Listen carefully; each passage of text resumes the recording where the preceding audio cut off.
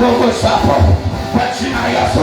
Biblia inasema takeni Bwana na nguvu zake, takeni Bwana, takeni Bwana. Ni kweli umekuta umejeruhiwa, ni kweli umekuta unaugua, usiangalie maumivu. Take Bwana, mwambie Bwana ninakutaka kwa jina la Yesu Kristo. Acha kumumunya, omba omba omba. Hata kama huwezi kuomba, mwambie Yesu nisaidie. Raba sakata yaka, yakatoka baba. Raba sakata, ni haja moyo wangu, ni haja moyo wangu, ni haja moyo wangu kukana wewe. Riba sakata, nikuvuvume, yakataka makuri yao, riba kusaka, omba omba omba. Usinyamaze, acha kusaka. Raba sakata, mimi na Bwana Bwana, iko neema, iko nguvu ya Bwana kwa jina la Yesu.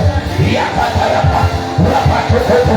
Bwana ameona mateso yako, Bwana ameona akina Penina wakikucheka, Bwana ameona. Raba sakata, yakata yaka, ameona madeni, ameona changamoto, ameona vitu vibaya. Yakata raba sakata, yakata wenye ibada, wenye kanisa, wenye ibada, wenye ibada, wenye ibada. Ibada ni yako, ibada ni yako, ibada ni yako, ibada ni yako. Mimi na wewe kwa Bwana. Raba sakata, yakata vyote ulivyo navyo yeye amekupa. Mpe Bwana. Yakata yako, raba sakata, yakata raba sakata, yakata. Bwana anasema tusaidie yeye, Bwana zenu zote yabakusaka uyabanda wababa rikakutoka rikakusaka yakata rabakusa watu wa ibada, wenye ibada, wenye ibada kwa jina la Yesu.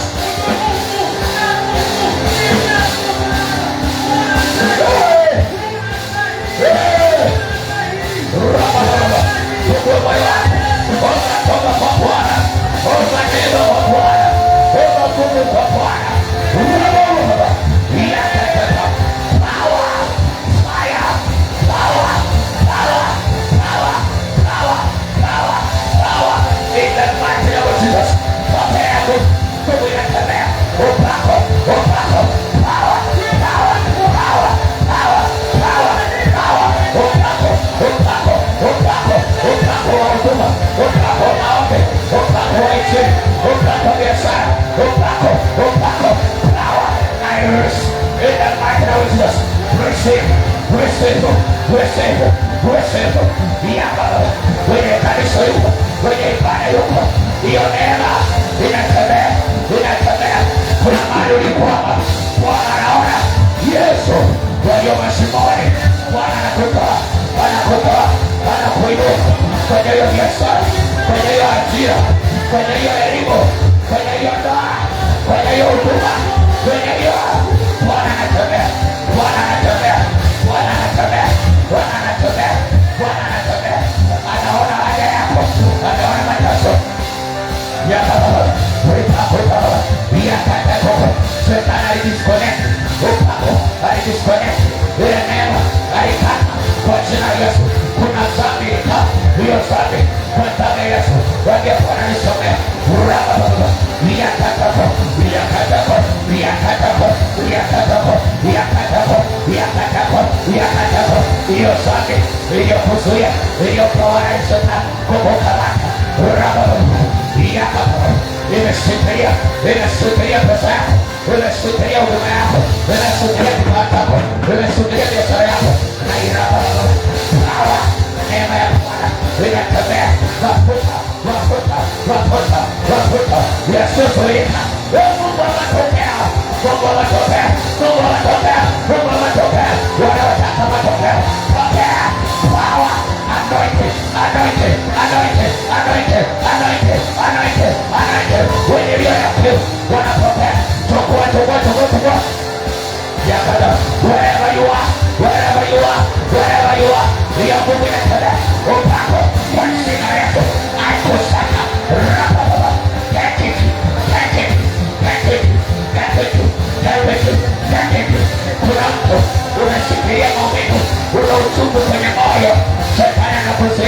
Usikutane na Bwana. Ninazuia nguvu ya Bwana. Holy Ghost. Holy Spirit. Yapa. Yapa. Yapa. Yapa. Yapa. Yapa. Yapa. Yapa. Yapa. Yoko. Yoko. Yoko. Kwenye kanisa amesuka, amesuka, amesuka, amesuka. Kwenye pale, kwenye pale, kwenye pale. Kwenye naaja. Aya. Yakataya. Usibebe maumivu. Beba Yesu. Beba Yesu. Beba Yesu. Samehe waliokukosea. Aya. Oi kababa. Oi kababa. Oi kababa. Oi kababa. Wake up, wake up, wake up, wherever you are. Kwa jina la Yesu, kama dai kunena kwa lugha, pokea roho ya Yesu. Nguvu za roho, roho Bwana anakusudia, unapokea roho. Waliona kiu, waliona kiu, waliona kiu, waliona kiu, waliona kiu. Pokea Bwana, wakabidhi nguvu, pokea nguvu, usikaidi Bwana, pokea nguvu, nguvu, nguvu,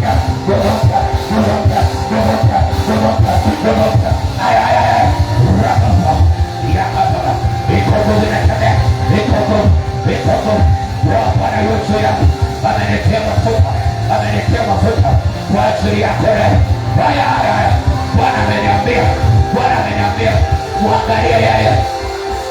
Bwana ameniambia, Bwana ananiambia, wasakataya, muangalie Yesu, muangalie Yesu, angalia Yesu, angalia Yesu. Rakababa, yakataya, yakataya. Autozuika, autozuika, autopona, autopunguka, autofirisika, yakatosa kwa jina la Yesu.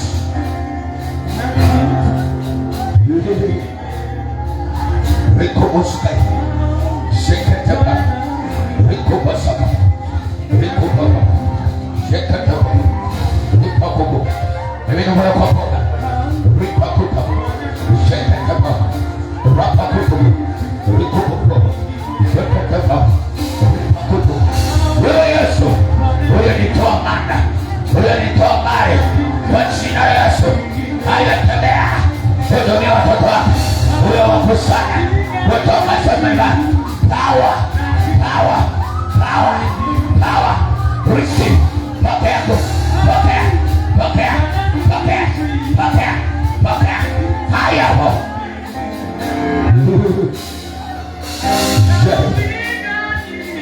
Rikoba, seketepa, ripokusa, usinyamaze, usinyamaze.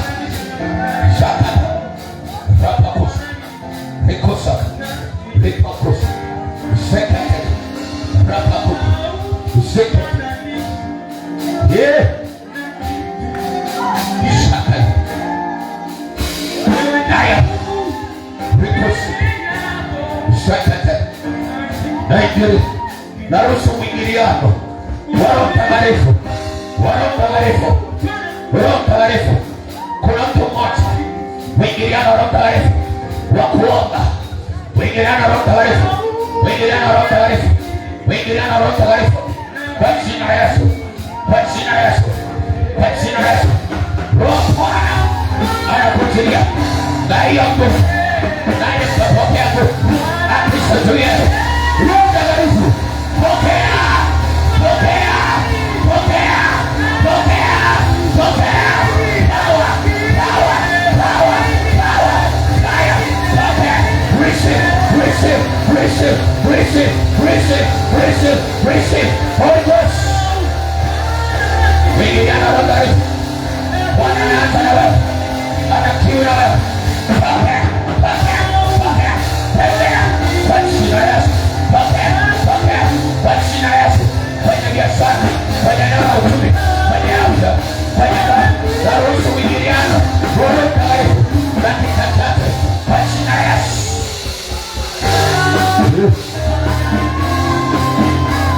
Shakaya, wherever you are, iwe uko Facebook, acha ya Mungu, Roho Bwana anaingiliana na wewe, kwa jina la Yesu, kwa jina la Yesu.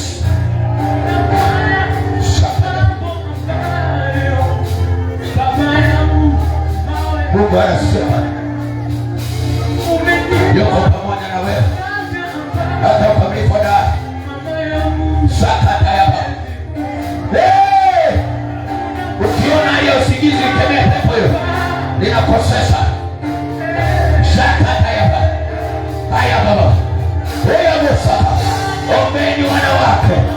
ombeni vitana rabosa kapa zakataya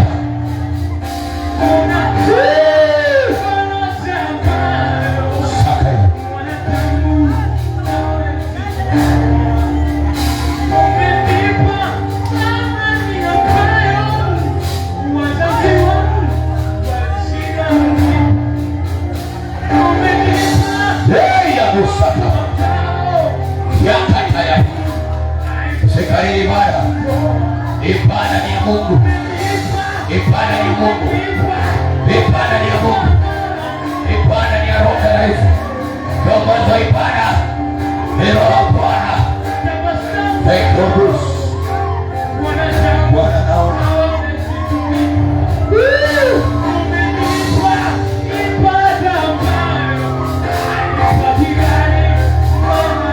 kwa Mungu kutoka kwenye kitaifa. Pokea Mungu kutoka kwenye madhabahu. Pokea hiyo nguvu kutoka madhabahu. Hiyo nguvu kutoka kwenye kitaifa. Pokea nguvu. Pokea nguvu. Pokea nguvu ya kushinda Shetani. Pokea nguvu ya ibada. Pokea nguvu ya kupata pesa. Pokea nguvu ya kushinda dhambi. Pokea nguvu ya huduma. Pokea.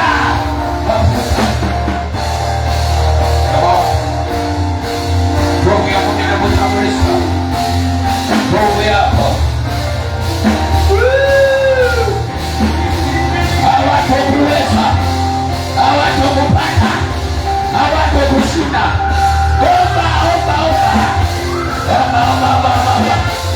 Omba wanangu mbele. Ukiona ninakusisitiza kuna jambo naona. Aya. Wewe Musa baba. Raba.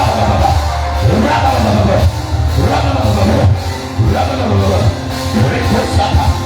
Yakataya. Yaliyoshindikana. Yanawezekana. Omba. Wenye watoto ombeni acheni kusuba. Raba. Yeketipa. Au piko. Yabala. Wewe Mungu. Yaka.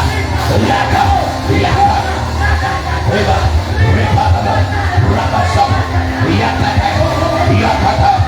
Hey.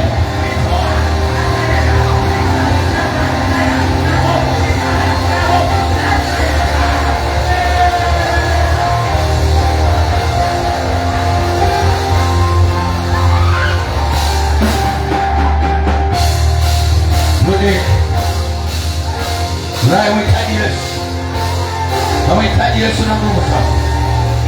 Tunamhitaji Yesu na nguvu zake. Tunamhitaji Yesu na nguvu zake. Yes. Holy Spirit. Ponya mioyo ya watu.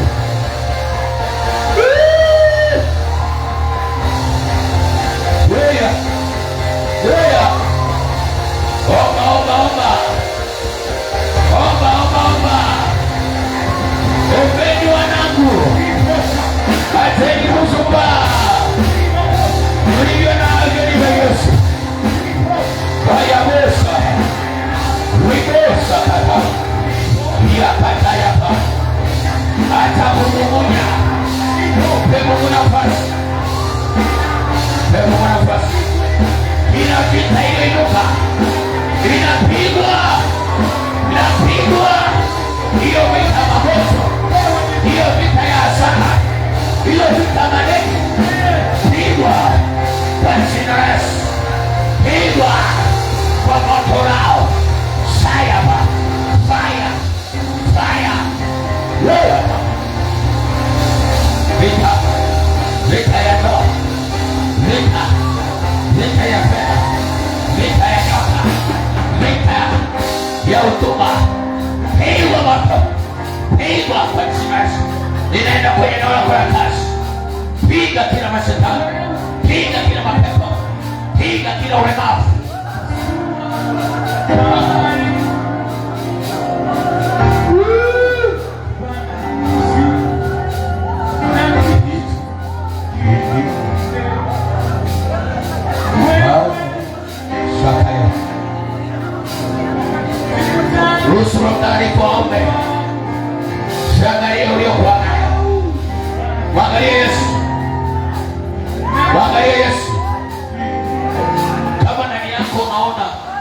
Uoni convincing kimbia madhabahu. Lakini omba. Ninaposema omba ninamaanisha yakata hapa. Wewe wosa. Ukame toka kwenye moyo ukame.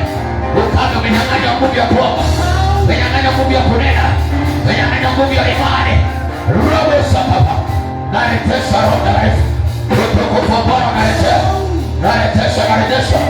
Kuomba kulitoliwa. Haya. Pokea mafuta. Nguvu. Uwezo.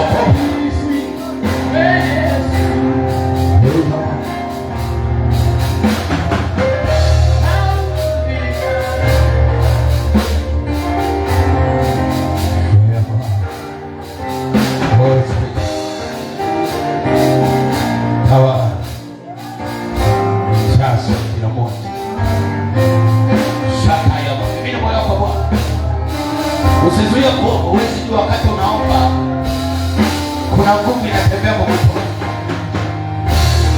Wamefuata, kuna nguvu inatembea. Kuna nguvu inatembea. Walio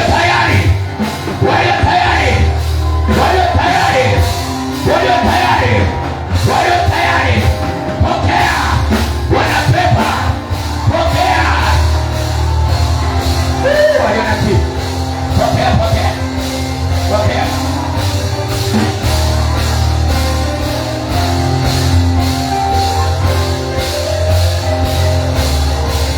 Okay. Roho ya ibada imeisha. Pokea nguvu ya ibada. Roho ya ibada. Jakikimbia hapo.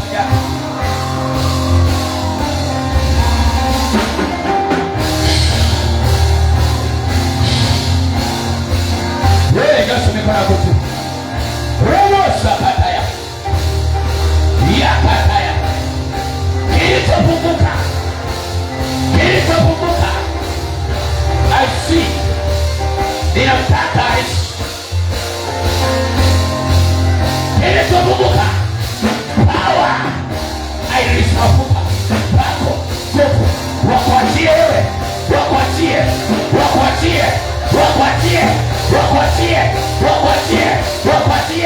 Mungu anatokea. Anapotokea Mungu. Aya. Bwana ninasikia ndani yako. Wananyang'anya asili ya nguvu. Inaleta.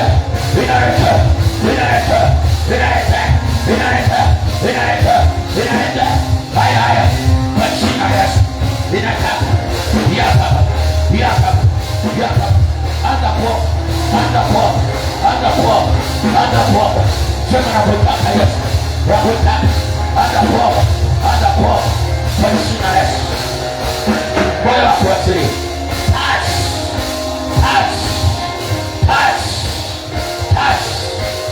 Touch. Yapa. Pokea. Yapa. Uamsho. Ninaamsha.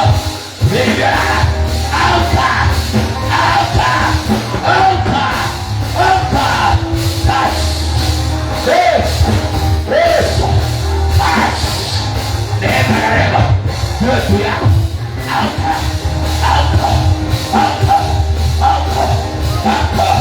Touch.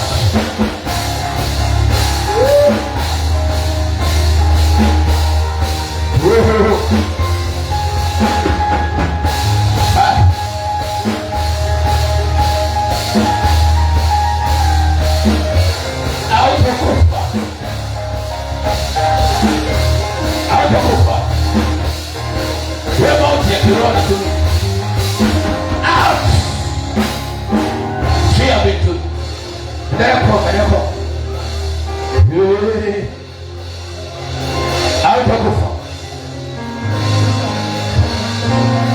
Hautakufa.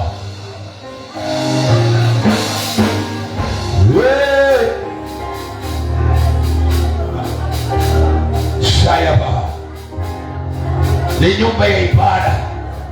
Hatujaja kanisani. Tumekuja kuabudu. Kuja kutana Mungu. Wewe Musa.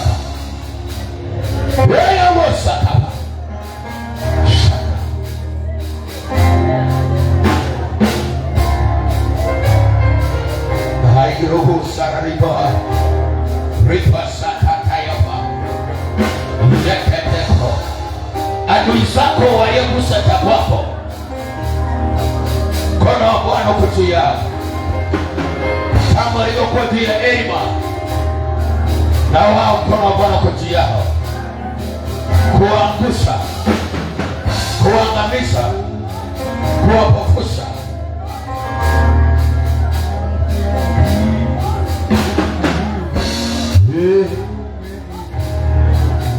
Kusanya nguvu, ni mwaka wa kukusanya. Nguvu ya Mungu inatembea juu ya kila mmoja leo kwenye ibada.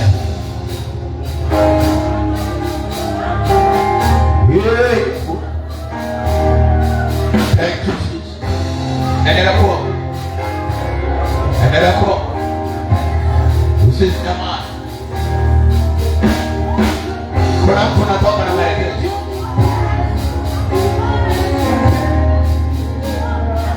Sayama seketeba rigosa kana rigosa kana yaba ukame kuomba, ukame kunena, ukame kwenye biashara, ukame unaondoka kwa jina la Yesu.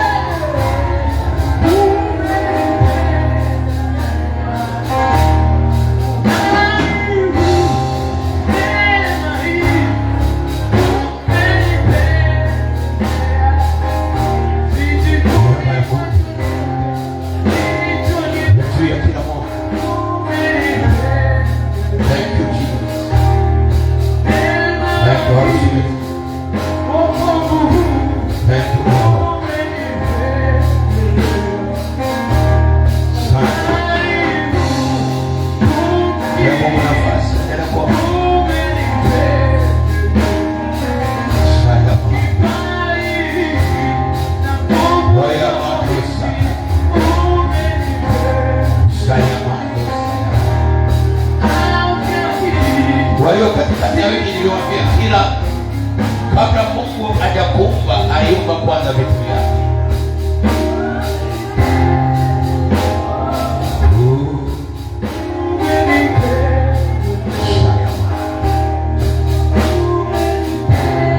Hakuna uganga wala uchawi utakaosimama. Nguvu ya Mungu inakuhudumia wapo walipo. Baada unasikia nguvu ya Mungu ikusukia, pepo toka kwa jina la Yesu.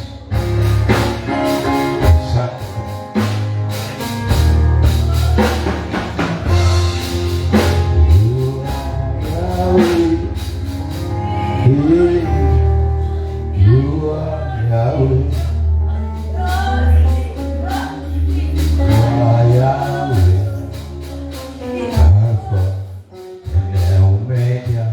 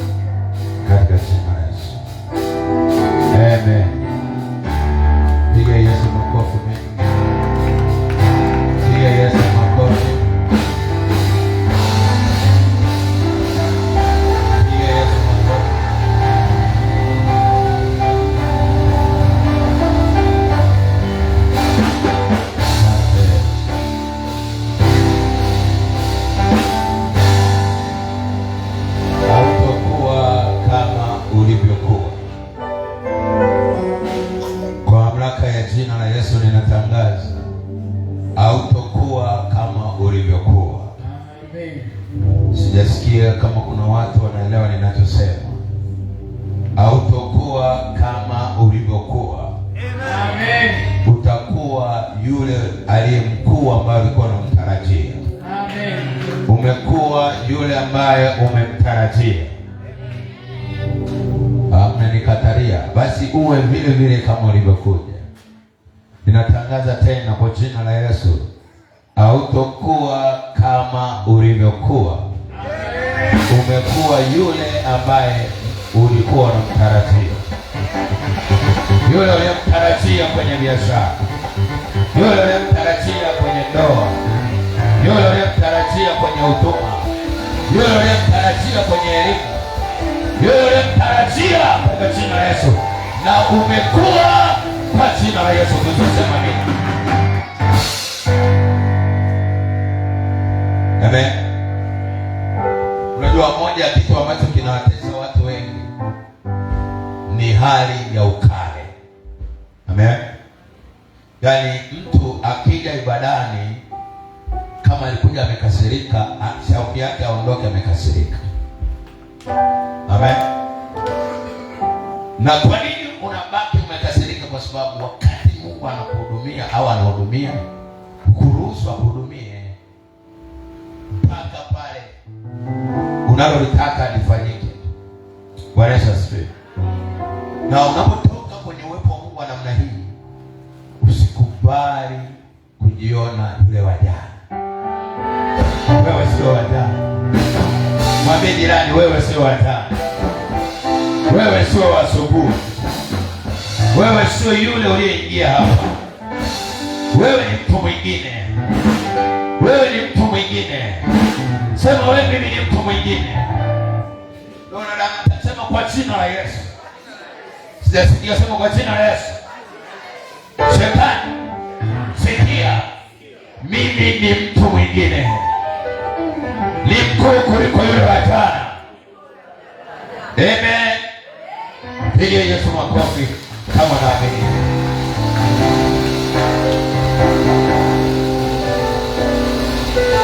Amen.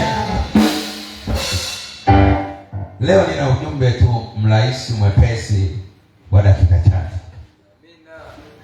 Lakini kabla hatujaenda huko, waliokuja Jumanne kulitokea tangazo la dharura la maombi. Amina. Amen.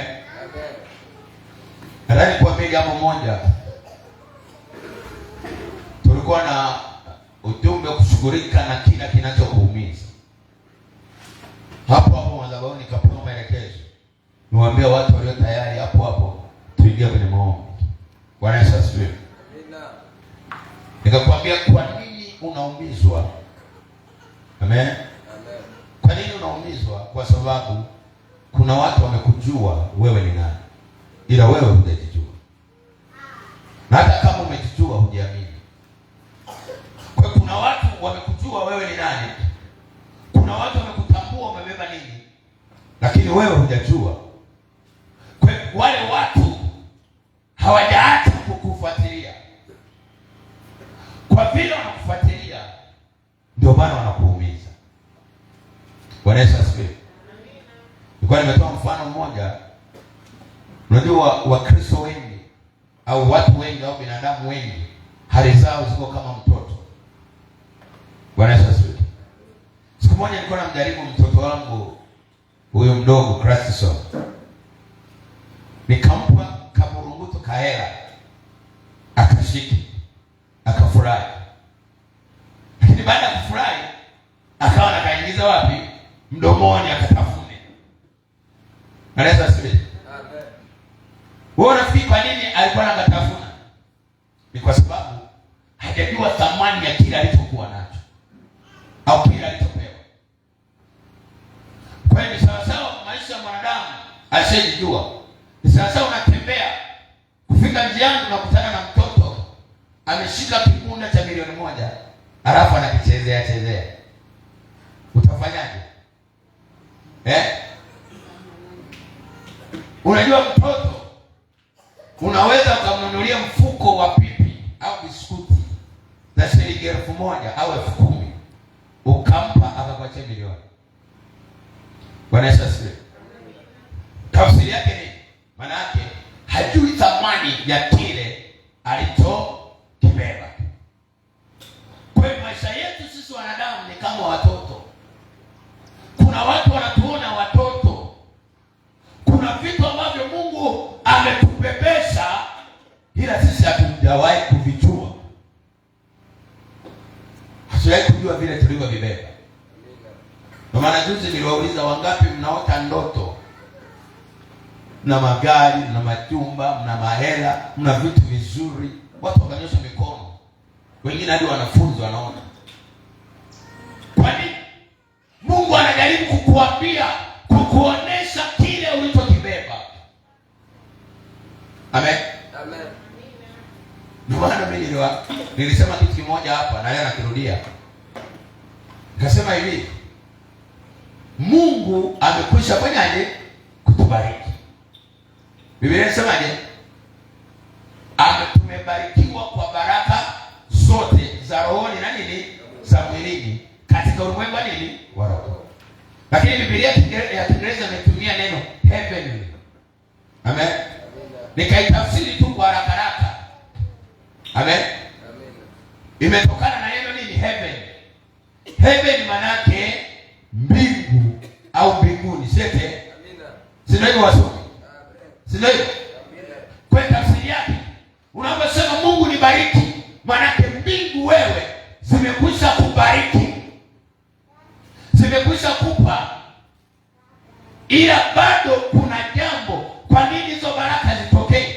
Kwa hiyo kinachokuchelewesha ni kitu kimoja. Kuna vita ya udhihirisho, yaani vita ya kuzuia udhihirisho wa zile baraka ambazo Mungu amekubariki. Bwana Yesu asifiwe. Wangapi tuko pamoja? Okay, nataka nikupe mfano kwenye Biblia.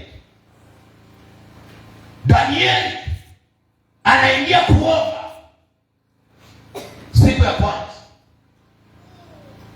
hadi siku ya 21 malaika anatokea.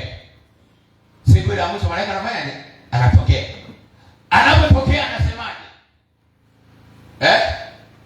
Anasema hivi, Danieli mtu upendwaye na Mungu, tangu siku ile ulipokaza moyo kuomba, Mungu alinituma kwako. Umeelewa? Kwa majibu ya Danieli hayakusubiri mbinguni siku 21. Majibu ya Danieli yalipatikana siku ile alipoanza kuomba. Halo. Tafsiri yake ni Biblia inasema amekwisha kutubariki kwa baraka zote. Maana yake pale ambapo unapoanza kuingia maombi tu kutaka jambo fulani, Mungu ameshakupa. Tafsiri yake narudia tena. Maana yake pale ambapo unasema leo naingia kwenye maombi ya kuombea biashara, kuombea kazi, kuombea nyumba, kuombea gari, kuombea, siku hiyo ulipoanza kuomba, Mungu alishakujibu.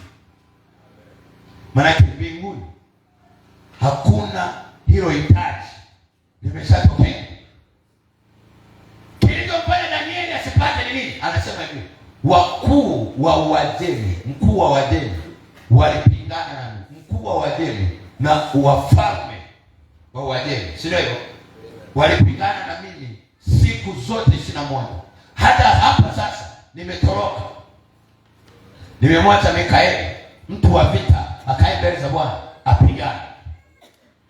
Bwana Yesu asifiwe. Amen. Kwa kumbe Mungu wetu sio baili. Mungu wetu hachelewi. Amen. Kinachochelewesha nini? Ni vita ya udhihirisho. Wakati majibu yanatokea, wakati majibu yanakuja kwako, yuko adui anaingilia katikati majibu yako. Kama kuna mtu tuko pamoja ungesema amina yenye afya. Na nikupe jambo moja, nikatoa mfano mwingine. Mamajusi wa mashariki wameona nyota, wameanza kuifuata miaka 2 kabla. Kama wameanza kuiona. Lakini kitu kinachotokea, wamefunga safari, hiyo nyota imewaongoza kumwendea Yesu. Walipokaribia, nini kinatokea? Nyota ikapotea. Ikafanyaje? Wakajikuta wanatokezea wapi? Herode ni rafiki wa Yesu? Herode ni nani? Ni rafiki wa, ni adui wa Yesu. Kwa kumbe kuna watu wanaweza Mungu akawa amewatuma kuleta katibu kwako, lakini wanapokukaribia iko vita ya miungu inayopigana na wewe, iko vita ya falme na mamlaka za kishetani zinazopigana na wewe. Kwa hiyo wanajikuta badala ya kuja kwako wanaenda kwa adui yako. Wakienda kwa adui yako wanauliza, yuko wapi yule mfanyabiashara mkubwa aliyezaliwa? Yuko wapi yule tajiri aliyezaliwa? Yuko wapi yule mtumishi wa Mungu mkubwa aliyezaliwa? Yuko wapi yule rais wa Tanzania aliyezaliwa? Yuko wapi waziri mkuu aliyezaliwa? Amen. Baada ya kulijua hilo, wanaanza kuchunguza, ni kweli au sio kweli? Wanagundua ni kweli. Kinachofuatia ni nini? Kunaanza vita kati yako ya kuchelewesha udhihirisho wa wewe ulivyo, na hapo ndipo unapokutana na maumivu. Watu wanaanza kukuumiza. Kwa sababu gani? Kwa sababu wameshajua ni nani. Amen. Ndugu zake Yusufu walipojua habari ya Yusufu, Biblia inasemaje? Wakamchukia. Alipoota tena ndoto, Biblia inasemaje? Wakazidi kumchukia. Ndio. Na baada ya hapo nini kinatokea? Wanaanza mpango wa kumuua nani? Yusufu. Bwana ndoto, wakampa na jina kabisa. Anawaita bwana ndoto. Kwa kuna mtu hapo wanakuita bwana mkubwa. Yule jamaa anayepambania maono yake. Yule jamaa kwa kuwa amejitambua. Kwa kuna wengine hapa mnajijua, kuna wengine hamjijui. Kwa wale wanaowajua wanapigana na wewe. Wale wanaokujua wanataka kukuangamiza. Wale wanaokujua wanakujeruhi. Wale wanaokujua wanakudhoofisha. Bwana Yesu asifiwe. Mwambie jirani yako, mwambie upo. Mwambie kinachokuumiza. Kisema kinachokuumiza. Yaani kuna wengine hapa hawapo kabisa. Yaani wanawaza makani. Sema kinachokuumiza ni maono. Sema kinachokuumiza wamejua wewe ni nani. Bwana Yesu asifiwe. Jambo jingine nikasema hivi. Kuna swali nikauliza, nadhani nirudie tena. Kwa nini umefanyika kuwa binadamu na ukawepo hapa duniani? Bwana Yesu asifiwe. Amen. Kwa nini? Nikwambie hivi, kanuni ya Mungu. Ngasema kilichofanya wewe uzaliwe, sababu ya kwanza ni kwa sababu kuna vitu vyako hapa duniani. Kilichomfanya Mungu, kabla Mungu hajaumba mtu, kanuni yake ya kwanza, anaumba kwanza vitu vyako. Amina. Sio kama unanielewa? Amen. Mungu alipokwisha kuumba vitu vyote, ndipo akasema na tumfanye mtu kwa sura yetu na kwa mfano wetu. Amina. Bwana Yesu asifiwe. Amina. Kabla haujaumbwa, Mungu alianza kuumba kwanza vitu vyako. Amen. Kwa nini Mungu akakuchagua wewe katikati ya watoto wengi waliotoka kwenye viuno vya baba yako? Ni kwa sababu hapa duniani kuna bustani yako ya Edeni. Hapa duniani kuna nyumba yako. Hapa duniani kuna kiwanda chako. Hapa duniani kuna biashara yako. Hapa duniani kuna ajira yako. Hapa duniani kuna heshima yako. Kuna ndoa yako. Kuna mume wako. Kuna mke wako. Kuna watoto wako. Na mimi nataka nikwambie,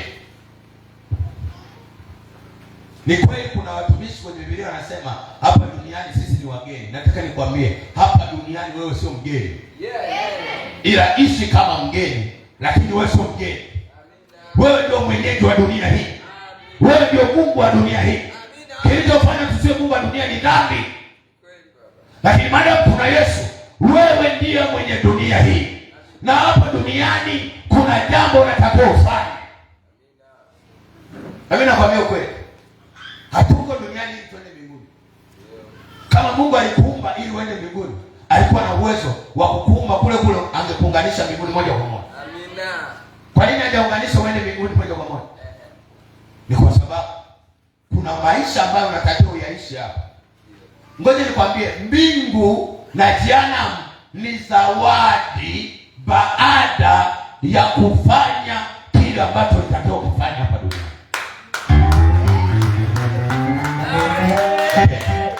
Ngoja watu wanasema mchungaji, umeongea sana. Okay, twende. Tunaanza na ile Warumi. Warumi 6:20 na ngapi? 23.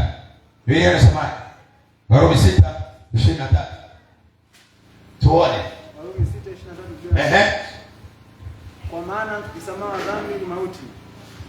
Soma vizuri. Kwa maana mshahara wa dhambi ni mauti. Kwa maana mshahara wa dhambi ni mauti. Bali karama ya Mungu ni uzima wa milele katika Kristo Yesu Bwana. Bali karama ya Mungu ni uzima nini? Wa milele. Bwana Yesu asifiwe. Anasema mshahara wa dhambi ni nini? Dhambi ni uasi. Kuto kufanya kile ambacho Mungu anataka ufanye. Kwa hiyo Mungu amekuleta hapa duniani. Kuna maisha ambayo unatakiwa uyaishi hapa. Yamkini kwa miaka 70, yamkini 40. Utakapofanya vyema hapa duniani, utapata uzima wa milele. Na usipofanya vyema, kuna zawadi ya jehanamu. Ndio maana Biblia inasema, basi mshahara wa dhambi ni nini? Mshahara wa dhambi ni nini? Neno mshahara maana yake nini? Jamani, mshahara mtu analipwa kabla ya kazi, baada ya kufanya kazi. Baada ya kufanya kazi. Na neno anasema karama. Biblia Kiingereza inatumia neno gift. Kwa kawaida, kwa Kiswahili cha kilichozoeleka maana yake gift maana yake nini? Zawadi. Kwa hiyo kumbe hapa duniani kuna wajibu wa kufanya. Kuna mtu wewe hapa duniani umekuja kufanya biashara. Kuna mtu hapa duniani umekuja kuhubiri Injili. Kuna mtu hapa duniani umekuja kufundisha watu. Kuna mtu hapa duniani umekuja kuwa daktari, utibu watu. Kuna mtu hapa duniani, kila mmoja ana misheni yake. Kwa hiyo baada ya hiyo misheni kuna zawadi baadaye. Mwambie jirani yako, mwambie kuna jambo umekuja kulifanya duniani. Usipolifanya utapata zawadi ya jehanamu. Bwana Yesu asifiwe. Na mimi nakwambia kuna wengine wanaenda jehanamu sio kwa sababu wametenda dhambi, wamezini. Bila kuto kufanya kile ambacho Mungu alitaka wafanye.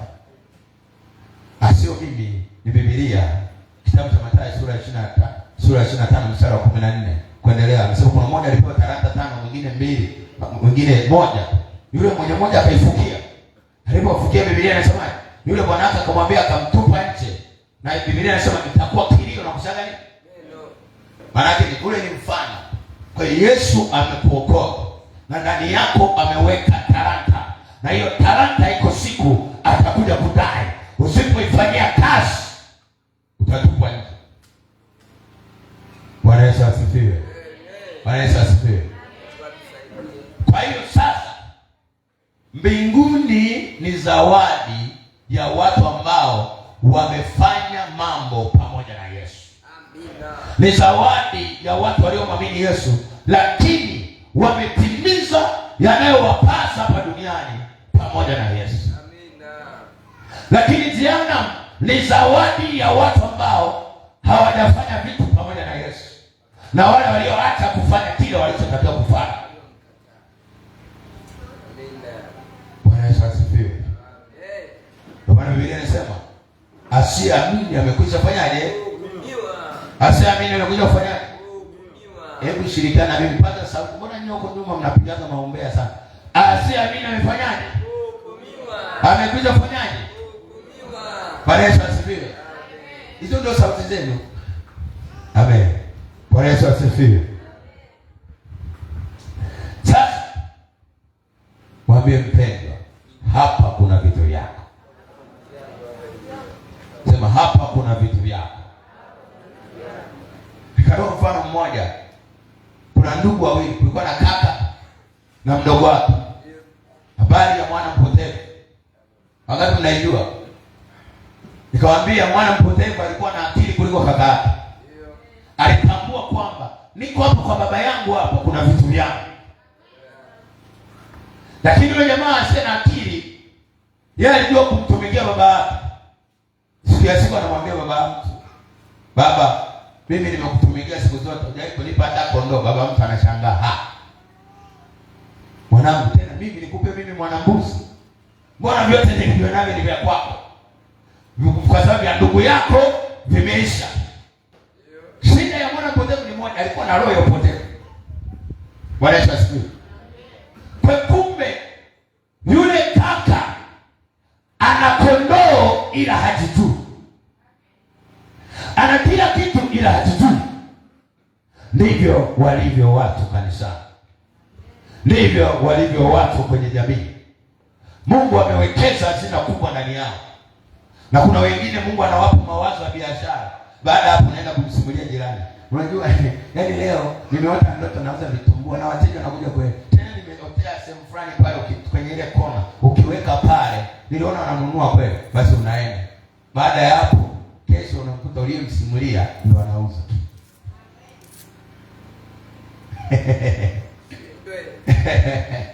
Bwana Yesu asifiwe. Kesho tena, kwa kuwa Mungu ameweka talanta ndani yako, vile vitu vinakutafuta vikujilie, linakuja wazo lingine, pika maharage, tembeza. Baada ya yaani wenzio, mimi nimeota nimepika maharage, yaani ndani nasikia kupika maharage, nitembeze. Unamsimulia, kesho anatembeza maharage. Bwana Yesu asifiwe. Kwa nini? Kwa sababu wewe unaona ni wazo, kumbe yule ni wewe. Mungu anakuambia wewe, huwezi jua katika kutembeza kwako maharage kuna mtu Mungu amemtuma akuletee mtaji. Mungu amemtuma akuletee fursa. Mungu amemtuma kukutana na wewe. Ila watu wengi kwa kuwa hamjijui, shetani anawatesa. Bwana Yesu asifiwe. Sasa nini inakupasa kufanya? Nimesema leo na ujumbe mfupi. Nilikuwa natoa utangulizi kwa yale ambayo tulijadiliana. Nimetoa summary. Kwa hiyo ukiona nimerukaruka ni kwa sababu ya vitu ambavyo nilishafundisha. Bwana Yesu asifiwe. Sasa kama Mungu alikwisha kukubariki, unatakiwa uombaje? Kama Danieli majibu yake yalishatolewa siku 21 ya maombi yake, nini kinatakiwa kufanyika? Wapendwa, Bwana Yesu asifiwe. Hebu simama tu. Simama kama shujaa. Amen. Kama Mungu amekwisha kukubariki, ameshakupa vitu vyako, nini unatakiwa ufanye? Amen. Kama walivyosema mtumishi, vita ya udhihirisho. Naingia vita ya udhihirisho. Kwa kuwa tayari ashatupa mamlaka, kanyaga nyoka na nge, inatakiwa tuingie vita ya udhihirisho, kunyang'anya yeye aliyechukua, aliyefunika. Bwana Yesu asifiwe. Ndio maana huwa ninasema Yesu alichokifanya kwetu, alituachia mamlaka. Hakutuachia magari, hakutuachia pesa. Alituachia nini? Mamlaka. Kwa nini alituachia mamlaka? Kwa sababu vitu vyote unavyovitaka alichakupa. Kuna mtu anavyo. Sema kwa jina la Yesu. Sema kwa jina la Yesu. Nimejua, nimebeba dhahabu, nimebeba fedha, nimebeba huduma, nimebeba biashara, baraka zangu nimepewa kwa jina la Yesu. Kila anayezuilia kupata kwangu, huyo Herode ninamfyeka kwa jina la Yesu, kwa jina la Yesu, kwa jina la Yesu. Wewe shetani, achia vitu vyangu, achia baraka zangu, achia hatima yangu, achia mema yangu kwa jina la Yesu, kwa jina la Yesu. Haya, omba dakika chache katika jina la Yesu Kristo.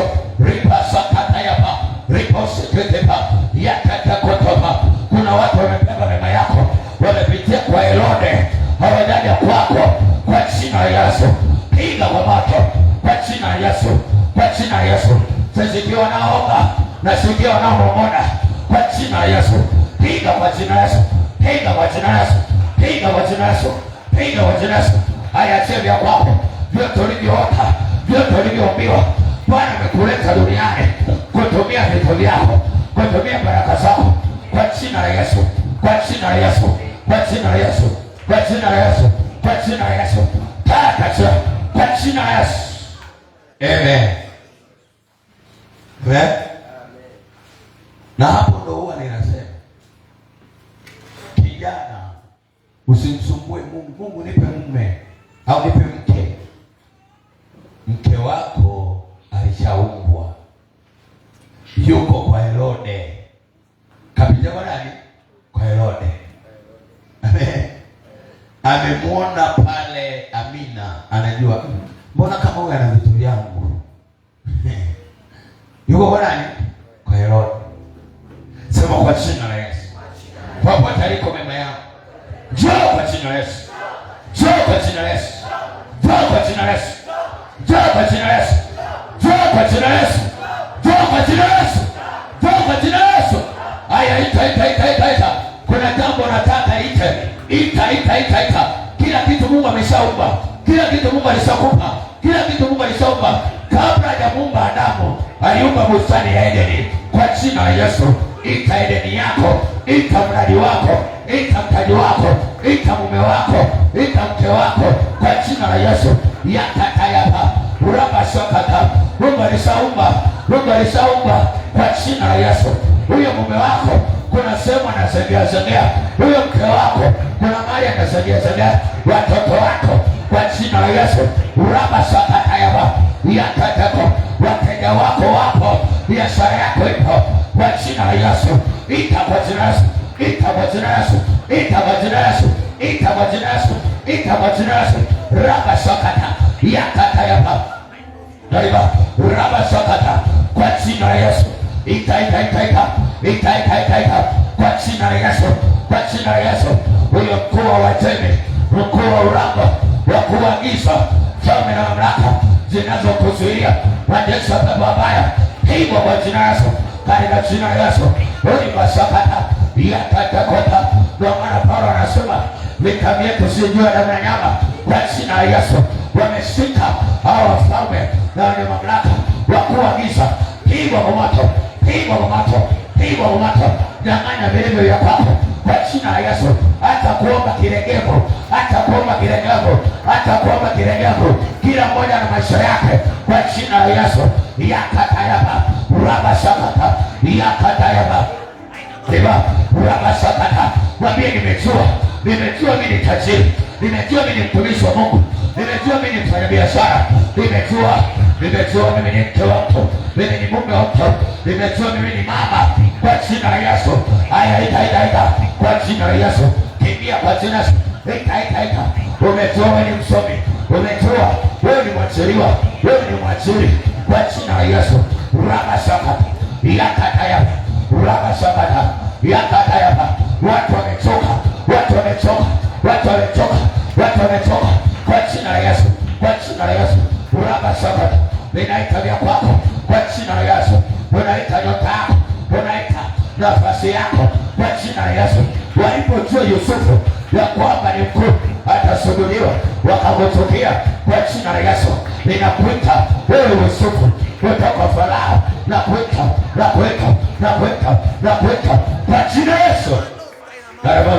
Rabashakata yakatekoko rabashakata rimando sakata.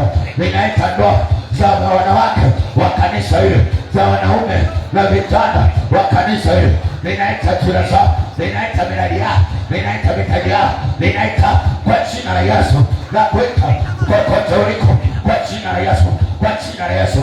Haya, achia achia mema, achia watoto, achia magari, achia mpato, achia hizo nyumba, achia ujenzi, achia viwanda, achia miradi, achia huduma, achia mipango kwa jina la Yesu. Rama sakata, ramando saka, yakate koko kwa jina la Yesu. Sauli hakujua kama ni mtume. Shetani alipojua ya kwamba Sauli ni mtume, ndipo Sauli kwa jina la Yesu akapewa roho ya kuua watumishi wa Mungu kwa jina la Yesu. Hautakuwa Sauli kwa jina la Yesu. Na kuita kwa damu ya Yesu, kwa jina la Yesu, kwa jina la Yesu. Rekosaka, rabasaka, yakateko kwa jina la Yesu. Rabasaka, yakateko. Bwana amekubariki, amekwisha kubariki, mbingu zimekwisha kubariki. Yuko azuiaye anapigwa kwa jina la Yesu. Anayekuzuia, anayekuchelewesha, pigwa kwa moto kwa jina la Yesu. Rabasaka, yakateko, rabatosa, yakateko, rabatosa kwa jina la Yesu. Haya magonjwa yanakuzuia, pigwa kwa moto kwa jina la Yesu. Pigwa kwa moto, kwa moto, kwa moto, kwa moto. Mauti tabia inapigwa kwa jina la Yesu, kwa jina la Yesu. Pigwa kwa moto kwa jina la Yesu. Rabasaka ndio rikatosa kiba yakata koko rabatosa kwenye nchi hiyo yote wanapigwa kwa jina la Yesu. Majutu wanesi wanapigwa kwenye nchi, kwa hiyo eneo wanaowala watu wanapigwa, wanaokula biashara yako wanapigwa kwa moto kwa jina la Yesu. Kwa damu ya Yesu pigwa kwa moto kwa jina la Yesu. Linapigwa majitu waliotumwa kwa jina la Yesu. Akina Herode pigwa kwa jina la Yesu. Rabashoka, haijalishi ni ndugu, haijalishi ni rafiki, haijalishi kwa jina la Yesu. Rabatoka yakatako, rabatoka yakatako kwa jina la Yesu. Yakatako, rabatosa yakatako kwa jina la Yesu. Pigwa kwa moto kwa jina la Yesu. Kwa moto wanaangusha kila ngome, kila kinachokuzuia, waliozuia malaika wako walesilete majibu, waliozuia malaika wako majibu, waliozuia mtu wako majibu. Kuna watu wamezuilia, pigwa kwa moto kwa jina la Yesu. Wale mamajusi walizuiliwa kwa Herode, walifikia kwa Herode, pigwa kina Herode kwa jina la Yesu. Hawatakwenda kwa Herode, hawatakwenda. Omba kwa jina la Yesu. Rabatosa yakateko, sijuka unaeneo. Rabatosa yakateko kutoka kwenye madhabahu. Rabatosa yakateko wakafikia kwa waganga wakienyeji, tunapiga tunabomoa madhabahu kwa jina la Yesu, kwa jina la Yesu, kwa jina la Yesu. Omba rabasaka yakateko hata kubembeleza ta. Biblia inasema pigeni ule mtazamiti katika imani, wanapigika kwa jina la Yesu. Toka Shetani, toka kwa jina la Yesu, toka kwa jina la Yesu, toka kwa jina la Yesu, toka kwa jina la Yesu. Vita vinazuia kukaribia hatima, vita iliyoinuka ya kukaribia kupata, pigwa kwa moto kwa jina la Yesu. Yakatako wale mamajusi walipokaribia kwa Yesu wakajikuta wako kwa Herode. Kuna watu wamekuta wamefikia kwa Herode wako kwa jina la Yesu. Njia ya Herode inafungwa kwa jina la Yesu. Pigwa kwa jina la Yesu. Yakataya rabasaka yakateka sakataya rabatosa. Omba kwa jina la Yesu, kwa jina la Yesu. Rikotaya kwa jina la Yesu. Yakataya rabatosa yakatako rabatosa. Nguvu ya Bwana kwa jina la Yesu. Pigwa kwa watu kwa jina la Yesu. Waliozuia malaika wao, waliozuia mamajusi wao, wanazuia kwa jina la Yesu. Fyekwa kwa moto kwa jina la Yesu, kwa jina la Yesu, kwa jina la Yesu, kwa jina la Yesu, kwa jina la Yesu. Pigwa kwa moto. Rabasaka yakataya kwa jina la Yesu. Rabatosa wanavuka, wanakuja, wanakujiria hayo mema yatapotelea, yanakuja sasa kwa jina la Yesu. Hizo baraka, hiyo nuru kwa jina la Yesu. Hautakuwa chini ya pishi, hautakuwa guguni, unaonekana, unatokeza, unabarikiwa kwa jina la Yesu. Shaka yaba katika jina la Yesu. Amen. Amen. Sema kwa jina la Yesu. Kila Penina anayeniumiza, kila Delila anayenyang'anya asili ya nguvu zangu, kila Herode aliyewapokea wageni wangu waliobeba mema yangu kwa jina la Yesu, kila mkuu wa giza aliyemzuilia malaika wangu wa majibu, leo kwa jina la Yesu ninawakamata wote na wafyeka kwa jina la Yesu, kwa jina la Yesu. Wewe Herode, achia wageni wangu, achia watu wangu kwa jina la Yesu, kwa jina la Yesu. Wewe Delila, achia asili ya nguvu zangu na kufyeka leo kwa jina la Yesu, kwa jina la Yesu, kwa jina la Yesu, kwa jina la Yesu. Hao wafalme wakuu wa giza wanaozuia malaika wangu na wafyeka kwa jina la Yesu. Haya, piga kwa jina la Yesu Kristo. Rabasakata yaba yakata yaba ribakusakata, wateja wako wakafikia kwa Herode kiako kwa jina la Yesu. Rabakusaka yakata yaba akina Elima wanafyekwa kwa jina la Yesu, kwa jina la Yesu. Yakata yaba rabasakata yakata kwa jina la Yesu. Fyeka kwa moto lao, fyeka kwa jina la Yesu. Kwa jina la Yesu. Rikato sakata zakata koto rapato sakata. Baba, wewe unajua kwenye biashara yako, wewe unajua kwenye kazi yako, wewe unajua kwenye maisha yako, kwa jina la Yesu. Asante Yesu. Amen. Piga Yesu makofi.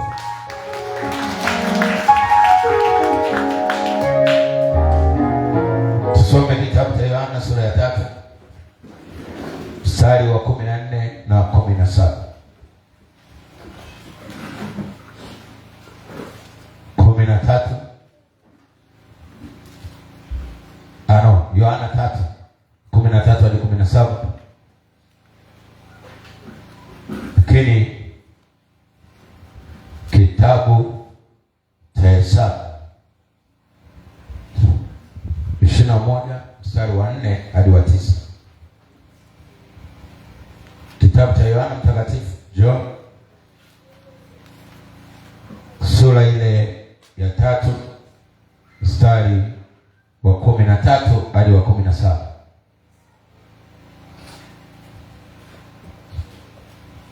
Namba au Hesabu sura ya 21 mstari wa 4 hadi wa 9.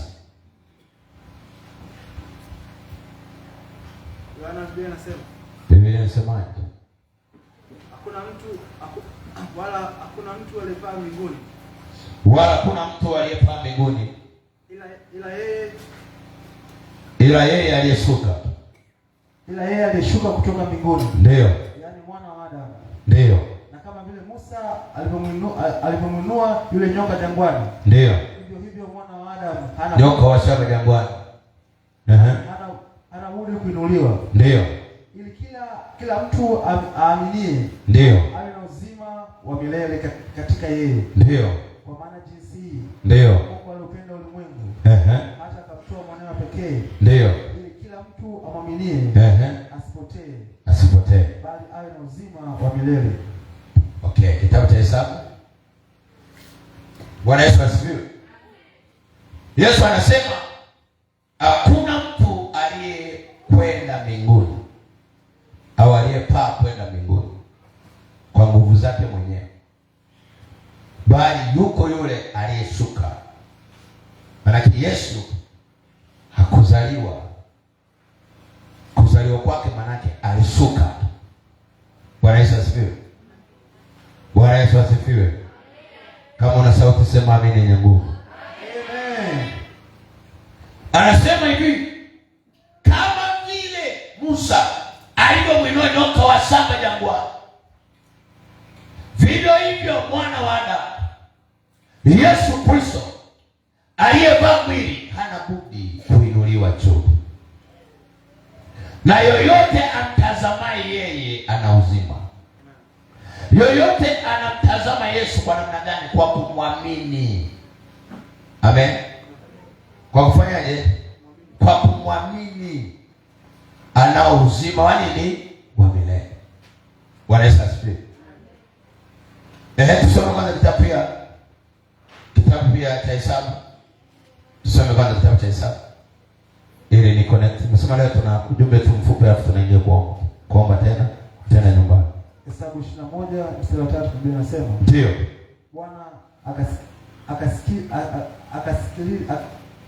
akasikia sauti ya Israeli, ndio akawatia Wakanaani mikononi mwao. Kitabu cha Hesabu sura 21 mstari wa 4 hadi wa 9. Wakasafiri kutoka mlima wa Hori, ndio kwa njia ya bahari ya Shamu, ndio ili kuizunguka nchi ya Edomu.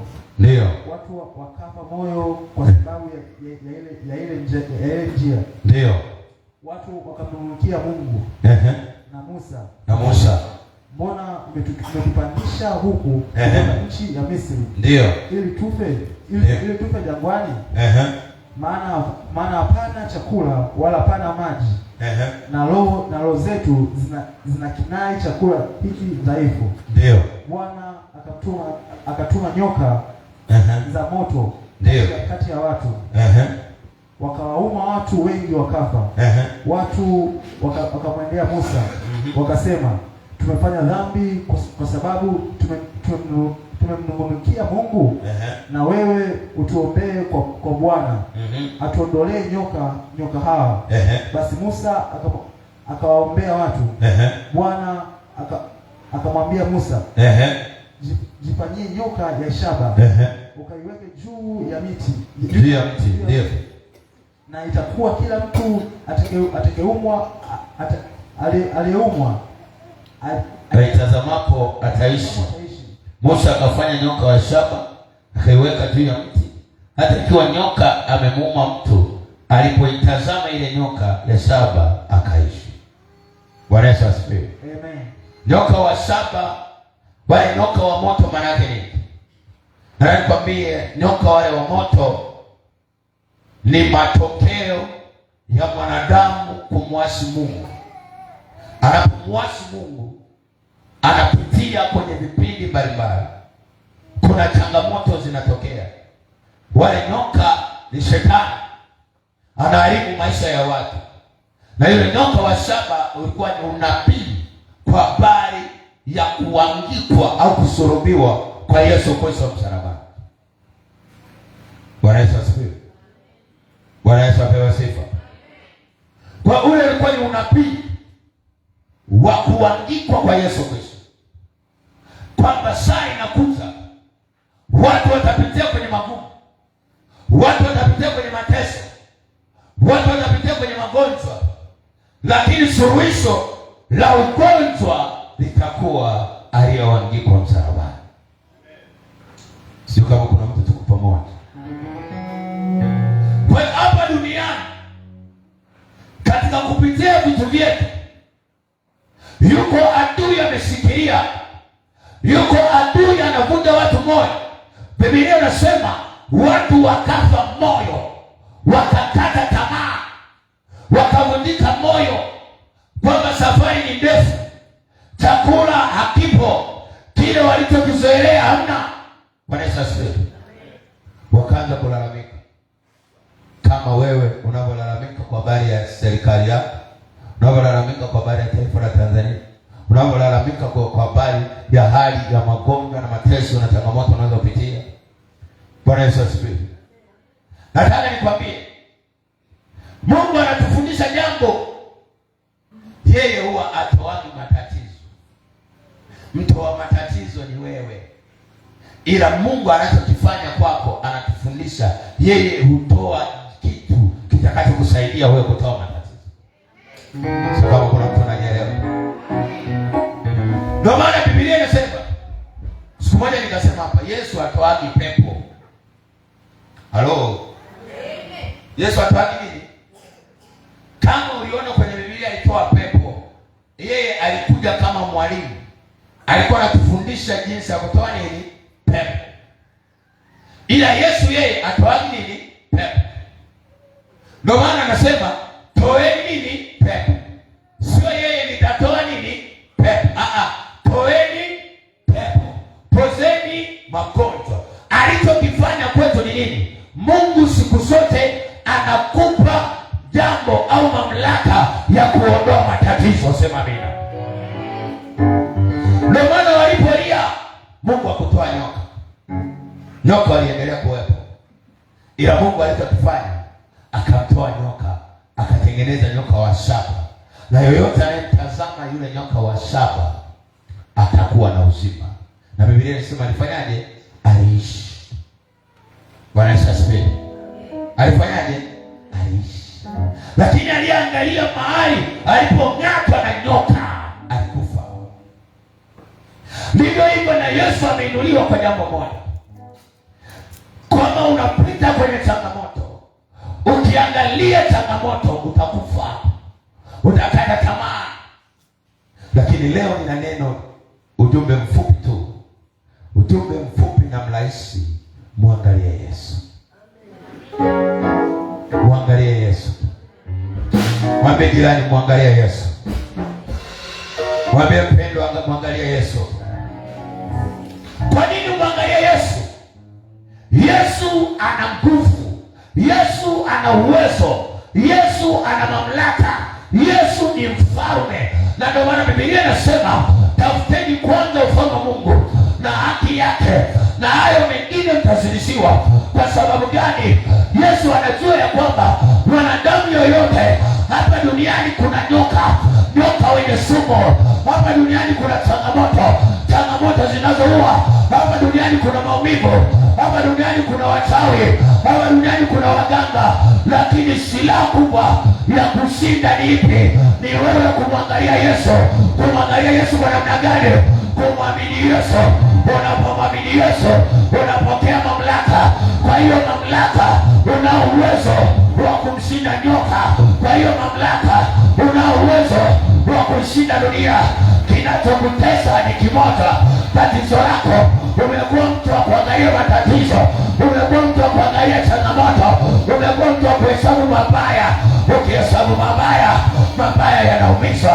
Ukiangalia nyoka anaogopesha. Ukiangalia mateso yanachosha. Lakini nataka nikwambie, ukimwangalia Yesu unao uzima milele. Hata kama unapita kwenye changamoto, nataka nikwambie wewe mwangalia Yesu. Hata kama jamii nzima inakusema vibaya, wewe mwangalia Yesu. Hata kama biashara yako iende, ukitaka iishi, wewe mwangalia Yesu. Kwa sababu Yesu yeye ana uzima milele. Ndani yake kuna uzima wa vitu vyote. Nataka nikwambie, ukiangalia ya watu wanaumiza, ukiangalia ya watu wanachosha, ukiangalia ya watu wanavunja moyo, nataka nikwambie wewe mwangalia Yesu. Yesu ana nguvu, Yesu anaweza, Yesu ana mamlaka, Yesu ana uponyaji. Kupitia yeye unaweza kushinda na zaidi ya kushinda. Kwa maana Biblia inasema vijana watachoka, watazimia moyo, watazimia. Lakini yeye, Biblia inasema katika kitabu cha Isaya sura ya 40 mstari wa 28, anasema huwapa nguvu wale wasimiao. Nataka nikwambie, kwa nini umezimia? Kwa sababu umeacha kumwangalia Yesu. Ukimwangalia Yesu, yeye anawapa nguvu wale wasimiao. Na Biblia inasema wangojao Bwana watavikwa nguvu mpya. Wangojao Bwana watavikwa nguvu mpya. Nataka nikwambie, waliomwamini Bwana, wasiotegemea uganga, wasiotegemea ilizi, wakimwangalia Yesu, Yesu wapa nguvu mpya ya kushinda ya dunia. Yeye anayo nguvu mpya ya kushinda wachawi. Yeye anayo nguvu mpya ya jana amekwisha pita, hata leo anayo nguvu kwa ajili ya maisha yako. Kuna mambo yamekukatisha tamaa, nataka nikwambie, Bwana amenituma kukwambia uangalie yeye, uangalie Yesu. Ukimwangalia anakuvika nguvu mpya ya kuanza jambo jipya. Anayo nguvu mpya ya kukuinua tena, anayo nguvu mpya ya kukuponya tena. Nataka nikwambie, ukiangalia hali yako, ukiangalia mume wako, ukiangalia mke wako anakatisha tamaa, ukiangalia familia inakatisha tamaa, ukiangalia viongozi wa dunia wanakatisha tamaa, ukiangalia vyombo vya habari vinakatisha tamaa, ukiangalia viongozi wako wa mtaa wanakatisha tamaa, ukiangalia hali ya hewa inakatisha tamaa. Hakuna jambo linalofariji, hakuna jambo linalokupa nguvu. Nataka nikwambie, badilisha watu wa kuwatazama. Tazame Yesu, mwamini Yesu. Ukimwamini Yesu una uwezo, una uzima milele, una nguvu mpya katika jina la Yesu Kristo. Na ndio maana Biblia inasema tunayaweza mambo yote katika yeye atutiaye nguvu. Kwenye biashara tunaweza kwa sababu tunaye anayetutia nguvu. Kwenye huduma tunaweza kwa sababu tunaye anayetutia nguvu. Kwenye masomo tunaweza kwa sababu tunaye anayetutia nguvu. Kwenye familia tunaweza kwa sababu tunaye anayetutia nguvu. Nataka nikwambie, wanaotazama Yesu wanazo nguvu. Na ndio maana Yesu anawaambia wanafunzi wake, nitakuwa pamoja nanyi hata ukamilifu wa dahari. Nataka nikwambie, ukimtazama Yesu, Yesu hawezi kukuacha, atakuwa na wewe hata ukamilifu wa dahari. Nataka nikwambie, ndio maana nilisema Jumapili ya kwamba yuko Yesu aliyesulubiwa, lakini yuko Yesu aliyefufuka. Kama Yesu aliyefufuka, ukiwa naye popote ulipo, yeye yuko. Nataka nikwambie, yeye hazuiliwi na jiwe, yeye hazuiliwi na ukuta, yeye hazuiliwi na maneno. Popote utakapomwita atatokea kwa jina la Yesu Kristo. Sijui kama kuna watu wananielewa, sijui kama kuna watu tuko pamoja. Nataka nikwambie, Bwana kanisisitiza kukuambia leo, angalia Yesu, usiangalie muda, angalia Yesu aliyebeba majira, angalia Yesu aliyekuleta duniani. Yeye ndo anajua jambo gani ukifanya hautateseka. Yeye ndo anajua wapi ukienda utabarikiwa. Yeye anajua. Nataka nikwambie, waliomtazama Yesu wanasema, Bwana akiwa upande wangu, ni nani aliye juu yangu? Je, ni kitu gani kitanitenga na upendo wa Baba? Je, ni dhiki au njaa au shida au msiba au magonjwa? Nataka nikwambie, kila aliyemwangalia Yesu alishinda. Kila aliyemwangalia Yesu alipata uzima. Kila aliyemwangalia Yesu hakuishia njiani. Nataka nikwambie, hata kanisa ilikuwepo ni kwa sababu tumeamua kumtazama Yesu.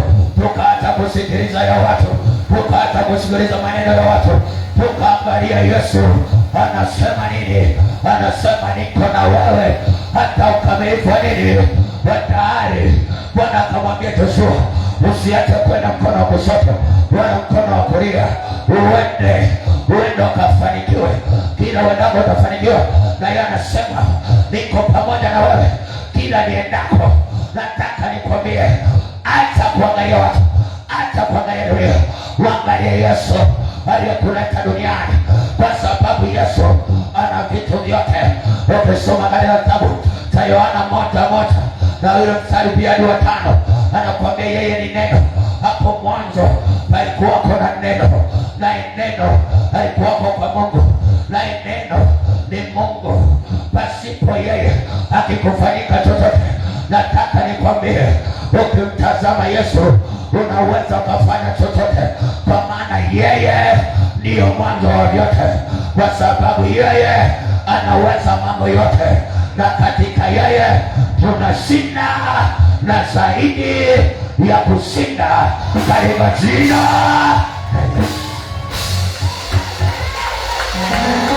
Angalia Yesu, angalia Yesu.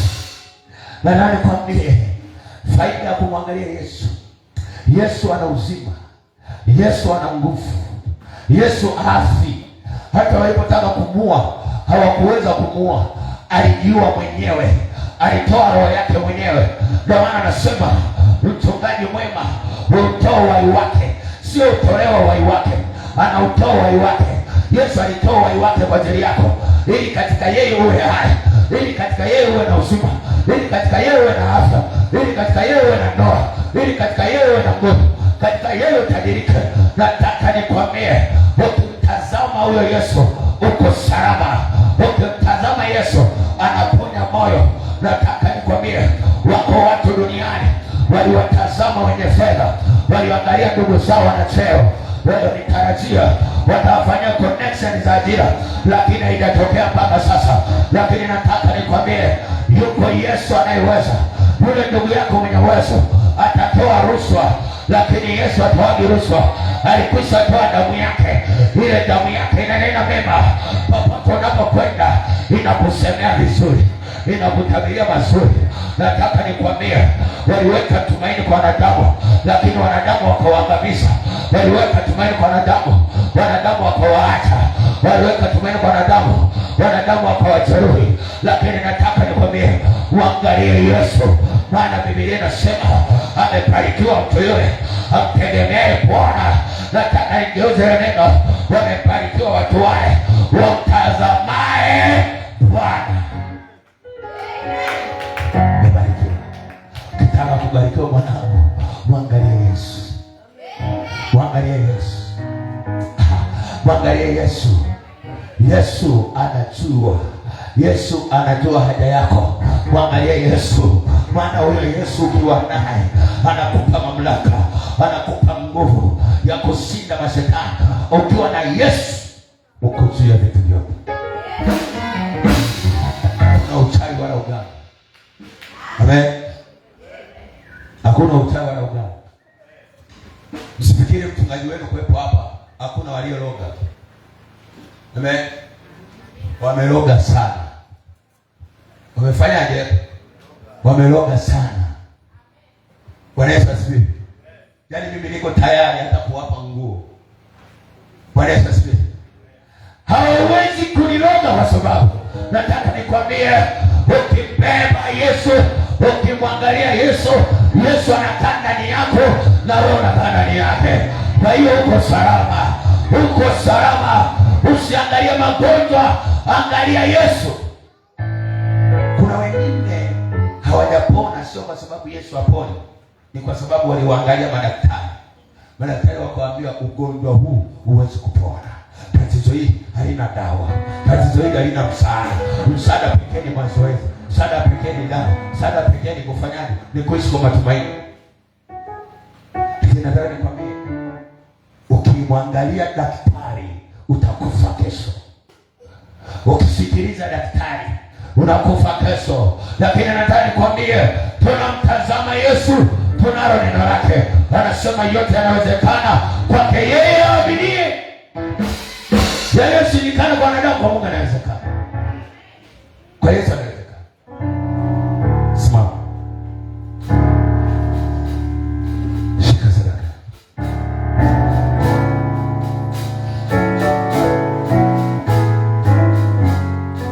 Shika sadaka. Tazama Yesu.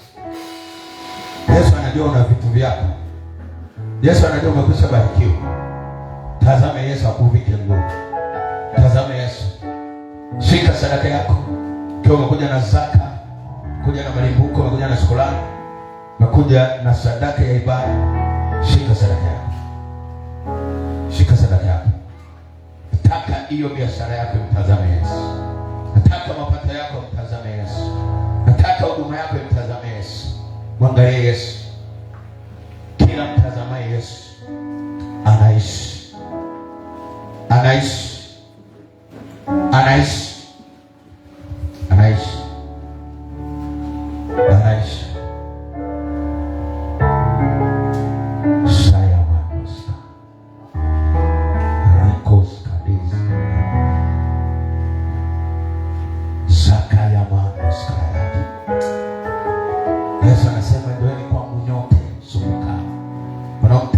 Yesu wanakwenda kwa Yesu na mizigo yao, na yeye anawapumzisha. Shika sadaka yako.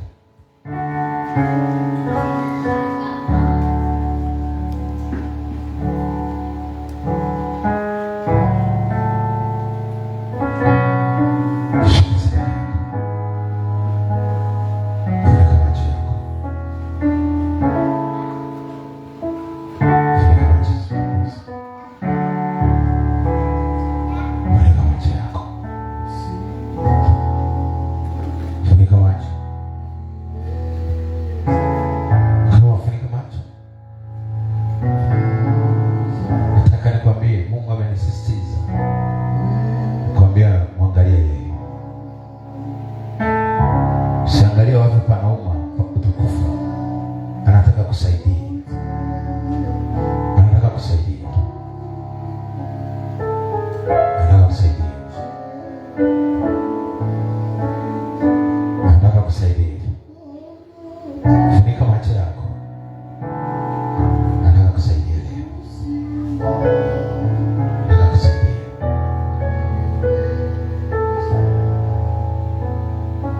Ukiwa umefunika macho,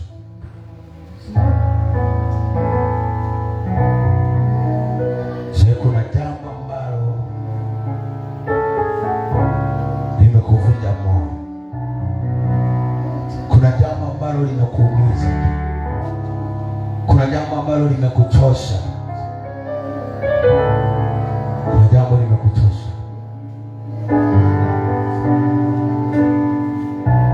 Kama ufunika macho, tafuatisha maneno.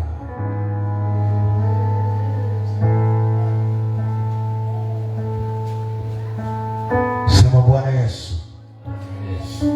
Sikia sauti yako, sema Bwana Yesu. Ninakuja kwako leo. Naomba nisamehe. Nimekuwa kama wana wa Israeli jangwani. Wana wa Israeli jangwani waliangalia njia, waliacha kukuangalia wewe. Ee Bwana Yesu, nimejua umeshuka ili kunipa uzima. Umeshuka ili kuniokoa. Umeshuka ili kunijanga moyo. Ee Bwana Yesu, naomba nisamehe. Naomba nisamehe kwa kuitazama njia na kuacha kukuangalia wewe. Naomba nisamehe. Naomba nisamehe. Kwa damu yako unitakase. Unitakase. Kwa damu yako takasa nafsi yangu. Takasa moyo wangu. Sisikii uko wengi mno. Takasa moyo wangu. Takasa nafsi yangu. Kwa jina la Yesu. Kwa jina la Yesu. Kwa jina la Yesu. Nimekufa moyo. Nimeanza kunung'unika. Naomba unisamehe. Kuanzia sasa ninakutazama wewe. Ninakutazama wewe. Nakutazama wewe. Nakutazama wewe. Nakutazama wewe. Nakutazama wewe. Siangalii ugonjwa. Siangalii changamoto. Nakutazama wewe. Bwana kwako kuna nguvu. Kuna nguvu. Kuna nguvu. Ninakutaka wewe na nguvu zako. Kwa jina la Yesu.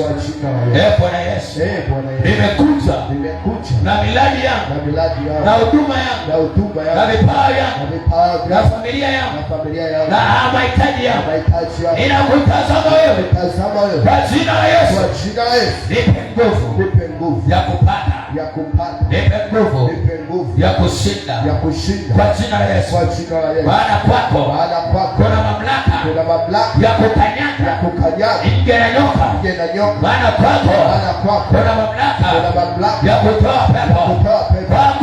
Kwako kuna uzima na mauti.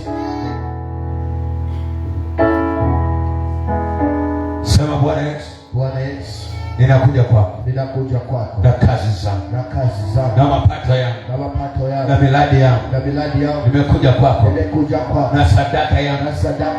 Bwana Yesu, katika maisha yangu na kuhitaji wewe, na kutaka wewe, na nguvu zako, na kutaka wewe, na mamlaka yako, na kutaka wewe, na nguvu zako.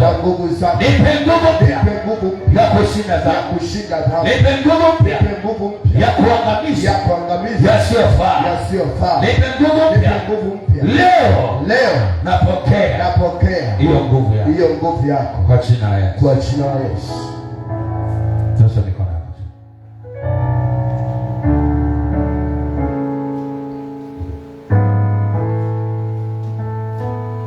kama kuna mtu amekuja mgonjwa, naweza kupiga hatua mbele. Kama kuja unaumwa, naweza kupiga hatua mbele.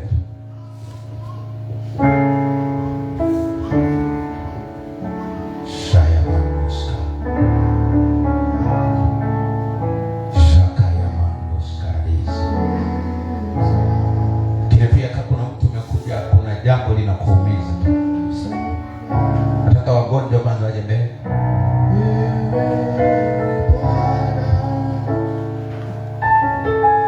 Sogeeni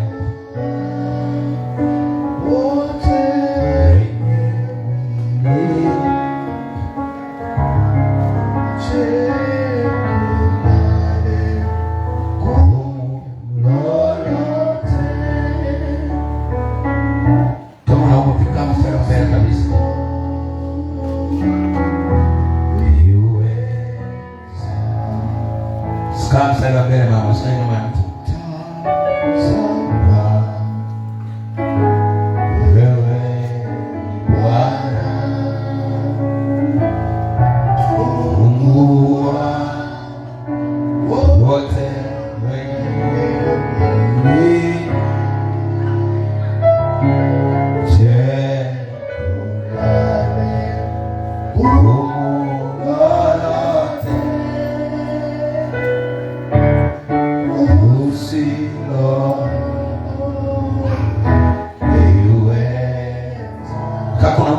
jambo unahitaji msaada wa Mungu, umeshika moyo wako, unahitaji msaada wa Mungu, unaweza kupiga hatua mbele.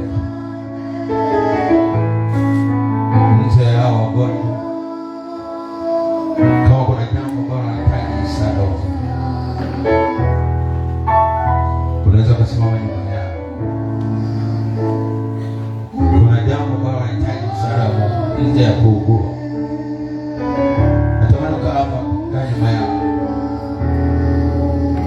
kama ni mgonjwa kupita mbele, kama mstari wa mbele.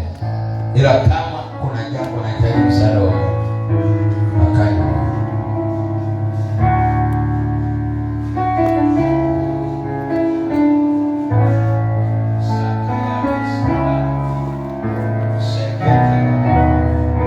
so wote tunatuonyesha mikono. Sema Bwana Yesu, nahitaji msaada wako. Naomba nisaidie katika jina la Yesu. Wiki hili linalolianza, nahitaji msaada wako, uwe upande wako, maana imeandikwa Bwana ndiye upande wako, hakuna atakaye juu yako. Bwana Yesu, hakuna atakaye kwa juu yako, uwe upande wako. Bwana Yesu, uwe upande wako kwa jina la Yesu. Shetani, toka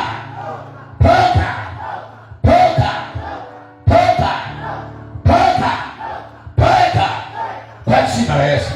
Achia maisha yako, achia hatima yako, achia afya yako, achia maisha yako, achia maono yako, achia akili yako, achia miradi yako katika jina la Yesu, katika jina la Yesu, katika jina la Yesu, katika jina la Yesu, katika jina la Yesu. Bwana Yesu, ninataka msaada wa nguvu zako za kiroho, ninataka nguvu zako kwa jina la Yesu.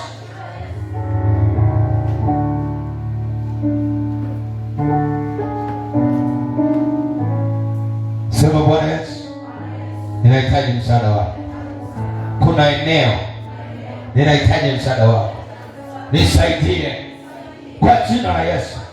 Nisaidie, nisaidie, nivushe kwa jina la Yesu, kwa jina la Yesu, kwa jina la Yesu, kwa jina la Yesu.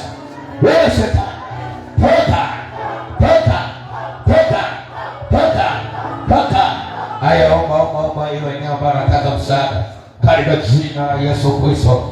Rikaboskatai na Musa yakatekota rabataya yakatekota rabadiza yakatekataya ba. Omba hilo eneo unalotaka msaada, omba unalotaka katika jina la Yesu.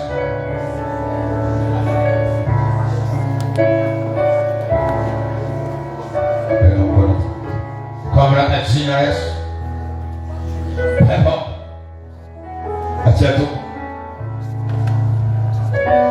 Achia hiyo tu baraka kwa jina la Yesu. Achia tu kwa jina la Yesu. Achia mwanamke. Achia tu baraka. Achia. Achia. Pauka utasa. Pauka kwa hiyo achia katika jina la Yesu. Shetani, toka. Ulaya. Pauka. Pauka achia. Pauka. Kwa jina la Yesu. Na moto. Achia. Wewe kiungo unatembea. Wewe kiungo unakaa kwenye tumbo. Wewe kiungo unaishi. Pauka achia. Pauka chipuka katika jina la Yesu. Katika jina la Yesu. Father, in the mighty name of Jesus. Na kuamuru Shetani. Pauka achia kichwa cha tumbo. Pauka achia katika jina la Yesu. Out. Pauka achia. Pauka mwakachia tumbo lake katika jina la Yesu. Tumbo la uzazi. Tumbo la watoto katika jina la Yesu. Pauka. Pauka achia katika jina la Yesu. Achia. Achia. Achia. Achia. Achia. Devil out. Out. Achia. Amuru moto. Amuru moto. Pauka moto. Achia tu baraka. Achia tumbo.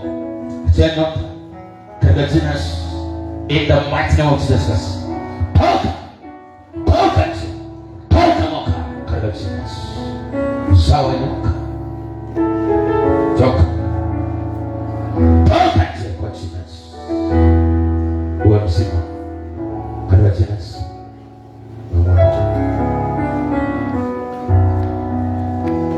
Katika jina la Yesu. Shetani, kila mlango wa magonjwa pauka kwa jina la Yesu. Vita mapato, vita utajiri, vita kibiashara katika jina la Yesu. Pauka achia. Pauka achia. Ewe homo dhaifu, pauka inapotoa mkono usio na ugonjwa. Haya achia. In the mighty name of Jesus Christ. Naamuru moto wa Roho Mtakatifu. Naamuru moto wa Roho Mtakatifu. Naamuru moto wa Roho Mtakatifu. Naamuru moto wa Roho Mtakatifu. Naamuru moto wa Roho Mtakatifu. Pauka achia moja kwa jina la Yesu. Pauka achia kwa jina la Yesu. Naamuru uwe mzima. Uwe mzima kwa damu ya Yesu. Uwe mzima. Uwe mzima. Uwe mzima kwa jina la Yesu. Katika jina la Yesu.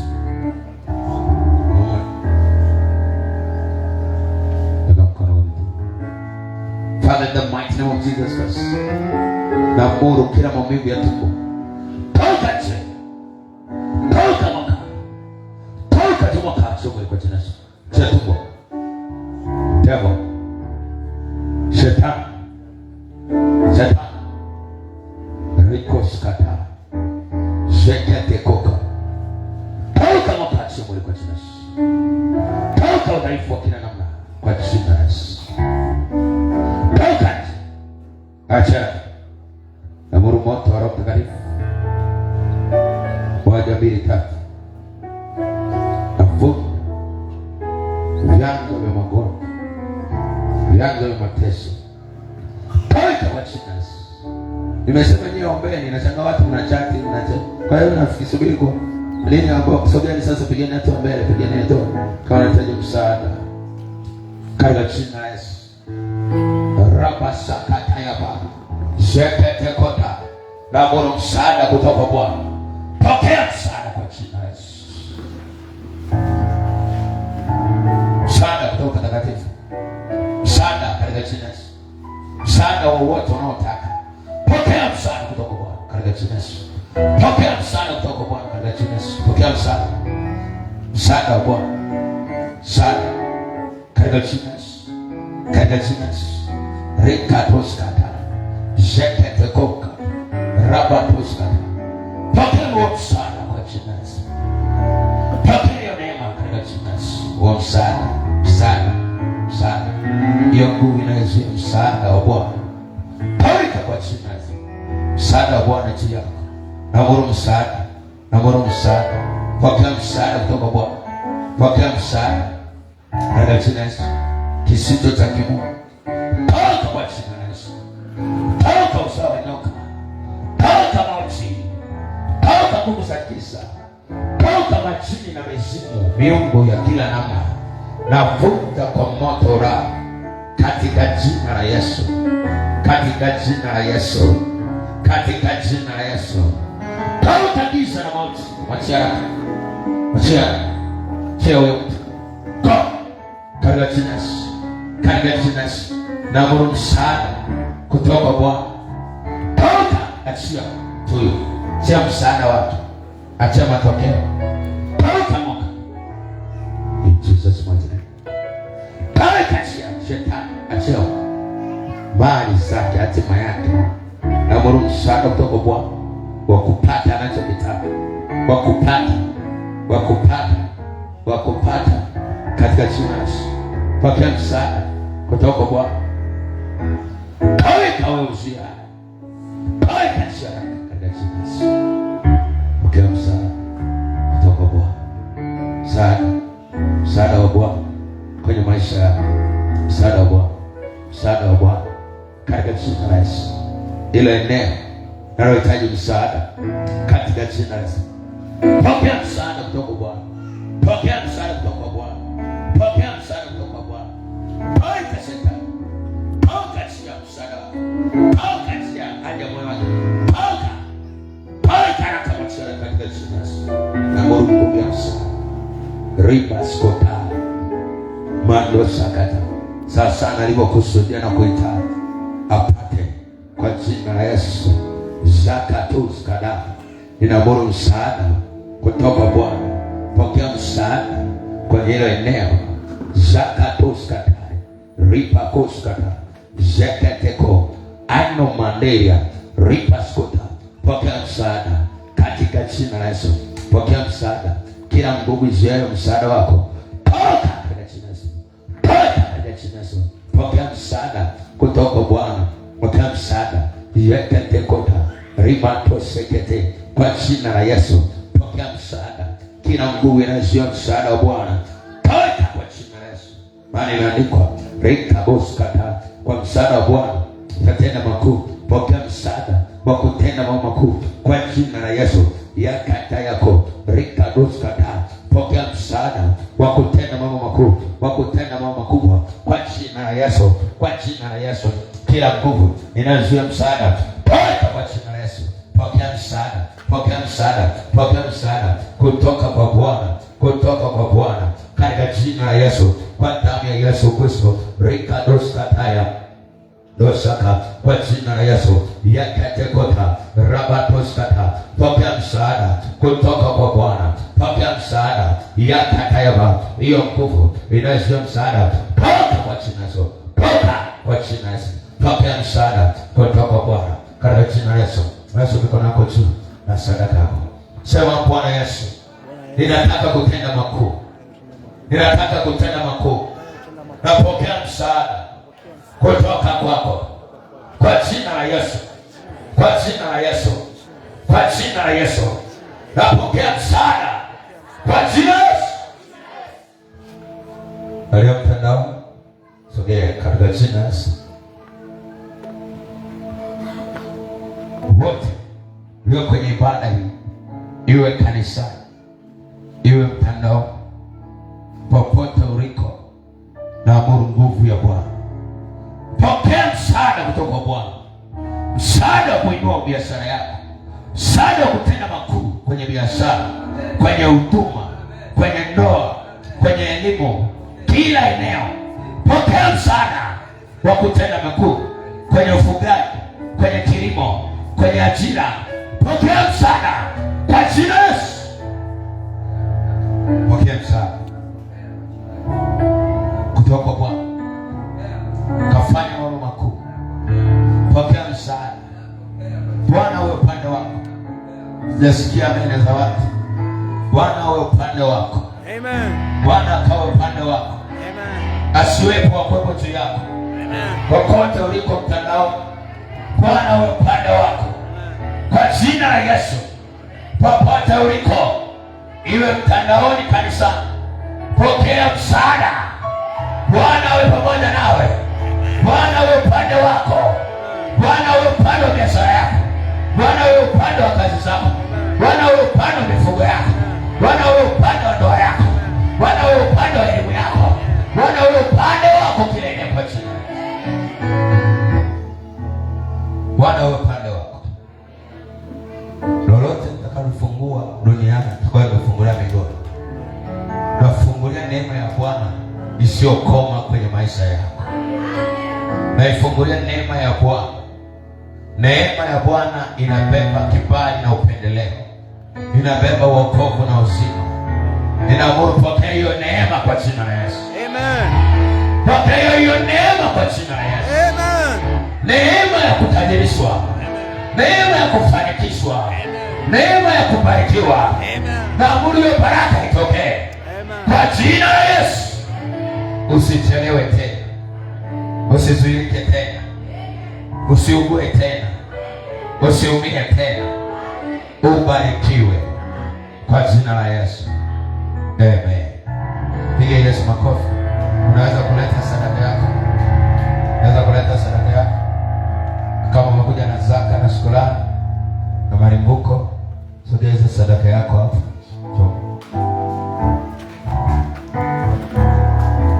Kama umekuja na zaka yako na malimbuko yako, unaweza kaja tukaomba. Milele na milele sifa na zivume, jina la Yesu na litukuzwe daima.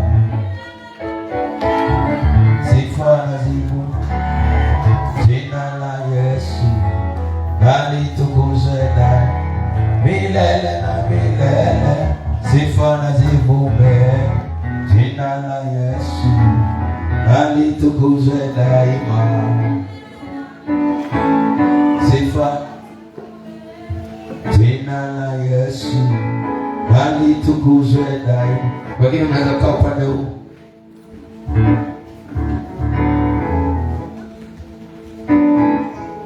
Weka mkono wako kifua, nyosha sadaka yako juu.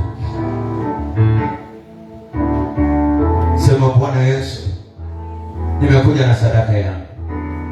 Kwa sadaka hii timiza neno lako. Nimekuja na zaka, nifungulie madirisha kwa jina la Yesu. Kwa jina la Yesu. Kwa jina la Yesu. Kwa mwenyezi mkono nikuombee sasa. Baba, katika jina la Yesu. Watoto wako wamelifuata neno lako. Wamekuja na sehemu ya mapato uliowapa. Ninainua damu ya Yesu Kristo kwenye sadaka zao. Ninaamuru kwa jina la Yesu Kristo, kwa sadaka hizi zilizotolewa, zaka, dhabihu, shukrani, ninaamuru katika jina la Yesu, pepo umaskini uondoke kwao. Changamoto, magonjwa, mabaya, toka kwa jina la Yesu. Toka kwenye mapato yao, toka kwenye biashara zao, toka kwenye miradi yao. Toka, toka, toka, toka, toka, toka, toka kwa jina la Yesu. Katika jina la Yesu. Katika jina la Yesu. Katika jina la Yesu. Katika jina la Yesu. Katika jina la Yesu. Katika jina la Yesu. Katika jina la Yesu. Katika jina la Yesu. Nimeweka mikono juu. Ninaamua kila pale. Toka maskini. Toka hasara, toka mauti, toka mikosi, toka baraa, toka kwa jina la Yesu. naamuru madirisha pasuke, naamuru madirisha yafunguke, naamuru ya madirisha yafungukie kanisa lako, yafungukie washirika wote walioko hapa na walioko mbali, watu masadaka, watu wa sadaka. Ninaombea baraka katika jina la Yesu, baraka za fedha, baraka za nyumba, baraka za magari, baraka za afya njema, baraka za upendeleo. Wengine watakosa, wao watapata. Giza litawafunika, nuru yao itaangaza sana, na mataifa wanaizuia nuru yao kwa jina la Yesu.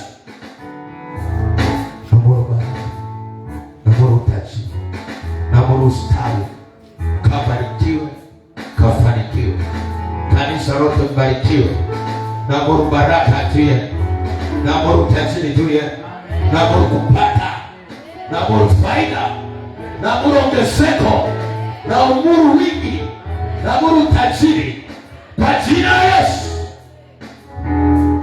Kila changamoto haitosimama tena kwenye mapato yako. Amen. Kwa jina la Yesu Kristo. Amen.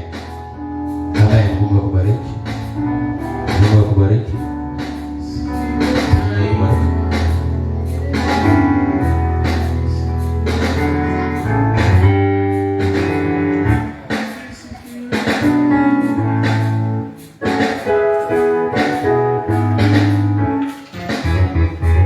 Ninaamuru baraka za Bwana ziwe juu yako. Wiki hii ikawe wiki ya kukusanya kuliko wiki iliyopita. Amen. Mungu akakupe mema mengi kuliko siku zote. Fadhili za Bwana zikawe nyingi kupita kawaida. Amen. Kukutana na majibu yako haraka. Kwa maana malaika wa Bwana hatokawia tena. Hautozuiliwa tena. Kwa jina la Yesu. Eneo lako la kazi limebarikiwa. Bwana akujalie kupata. Hata kama kuna ukame wengine hawapati, ninaamuru wewe ukapate kwa jina la Yesu. Naamuru wewe ukapate kwa haraka kwa jina la Yesu. Kila matarajio uliyokuwa nayo naamuru yatimie. Kila maono uliyokuwa nayo yatokee kwa jina la Yesu Kristo. Mungu akubariki na Mungu akuponye kwa jina la Yesu Kristo. Amen. Piga Yesu makofi ya kutosha. Na Mungu akubariki sana. Na Mungu akubariki sana. Na Mungu akubariki sana. Na wale mlio mtandaoni, naamuru baraka za Bwana ziwe pamoja nao. Naamuru mkafanikiwe kupita kawaida. Na inayokuumiza kiasi hayatakuwepo tena. Na Mungu wa mbinguni akufanikishe katika jina la Yesu Kristo. Na Mungu wa mbinguni akubariki katika jina la Yesu Kristo. Amen.